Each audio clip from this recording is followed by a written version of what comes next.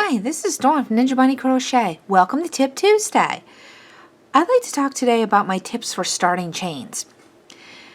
If you're a new crocheter and you find that your chains, your starting chain tends to be a little bit tight, my tip for you would be to go with the next hook size up just for your starting chain. So let's say your pattern calls for an I 5.5 millimeter hook. Go with an J 6.0 millimeter hook just for your starting chain.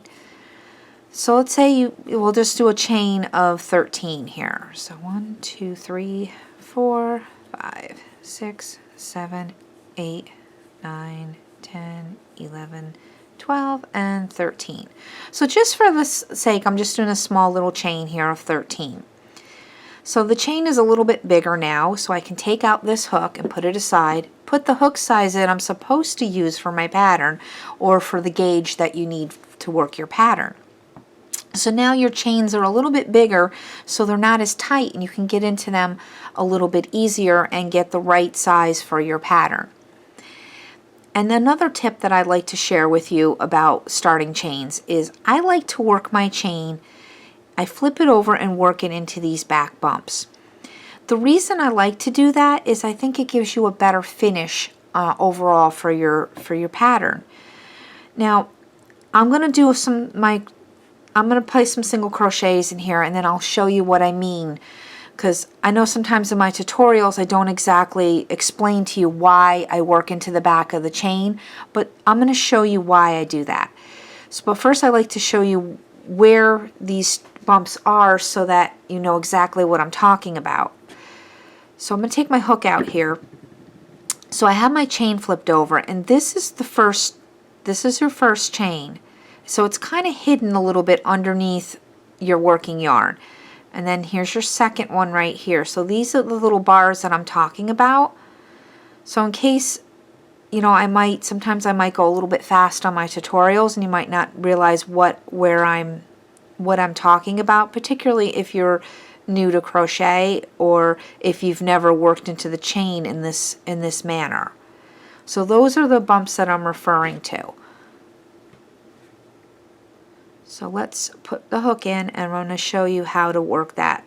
So this is your first chain, this is your second chain. So going second chain from hook, we're going to go ahead and slip that in there, yarn over, and do your single crochets. Usually when you're doing it this way, once you get that first stitch in, the chain usually stays flipped over and you can get into each one of those chains fairly easily. Now, I say fairly easily because sometimes your chain might twist on you and you have to like this, and then you just kind of have to turn it back over and find that bump. Like I said, some people call it the back bump, some people call it the back bar. I tend to refer to it as the back bar. Sometimes I might refer to it as the bump too. So I just hope I don't confuse people when I use two different terms like that, because my intentions is certainly never to confuse anybody.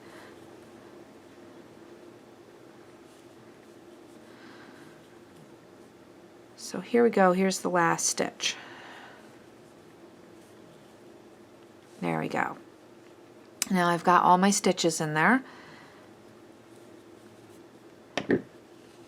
And I also feel you got a lot, it's a little bit springier too when you work it into the chain like that, so that your first row is the same size as your last row, because you know when you go along and once you get that first row down, your tension is a little bit tighter than your last row. But here's the top of your work, and then if you flip your work over, here's the bottom of your work, and it has these, it looks just like this top. It has the V-stitches, which is why I like working into the chain that way, because you don't necessarily have to put a border on there, but if you do decide to put a border on it, it's a heck of a lot easier to get into the stitches because you can see exactly where the stitches are. So that is my tip for working into the starting chain. I hope you've liked this tip and have a great day. So happy Tip Tuesday. Thanks for watching and have a great day. Bye-bye.